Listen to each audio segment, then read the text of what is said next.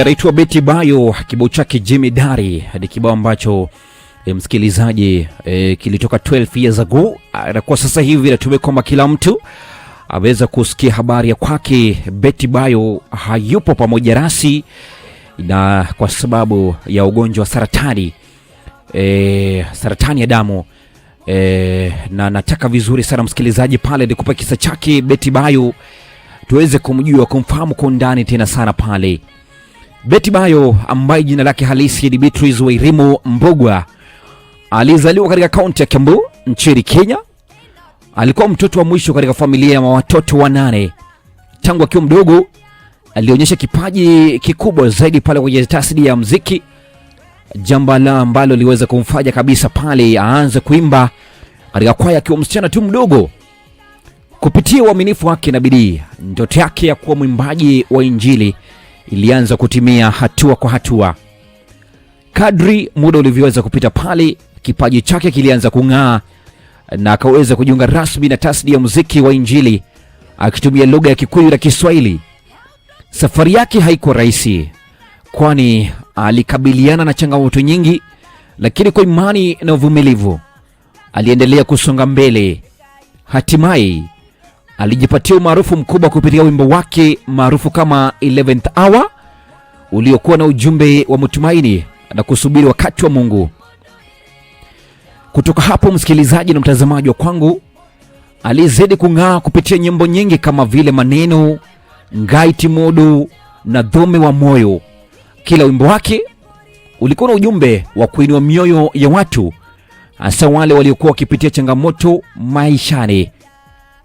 Pamoja na mafanikio yake, maisha yake binafsi hayakuwa rahisi hata kidogo.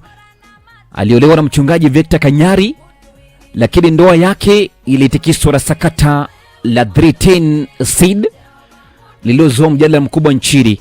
Hata hivyo, Betty Bayo alichagua hatua ya kimya, kukaa kimya bila kuzungumza.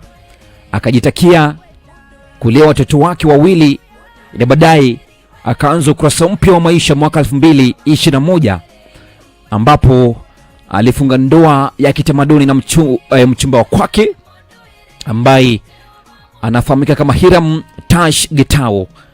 Tukio lililoashiria mwanzo mpya wa upendo na amani. Mbali na muziki, Betty Bayo pia alikuwa mwanamke mwenye moyo wa kusaidia sana. Alijulikana kwa matendo yake ya huruma, ikiwemo kununua kiwanja cha ardhi kwa mama mmoja ambaye hakuwa na uwezo, kama njia kumpa matumaini mapya. Hata hivyo basi, hakuwa tu msanii, mbali pia alihusisha talanta yake na huduma yake kuweza kuhudumia jamii haswa. Kwa bahati mbaya, maisha yake yalichukua mkondo wa huzuni alipopatwa na ugonjwa wa saratani ya damu, leukemia. Licha ya jitihada za madaktari, maombi ya wengi, hali yake iliendelea kudhoofika, na tarehe 10 mwezi wa Novemba mwaka 2025 Betty Bayo amefariki dunia katika hospitali ya Kenyatta National Hospital jijini Nairobi. Kifo chake kimeleta simanzi kubwa kwa familia, marafiki na mashabiki wake kote nchini. Hata hivyo, nyimbo zake zitaendelea kuishi na kugusa maisha ya watu wengi.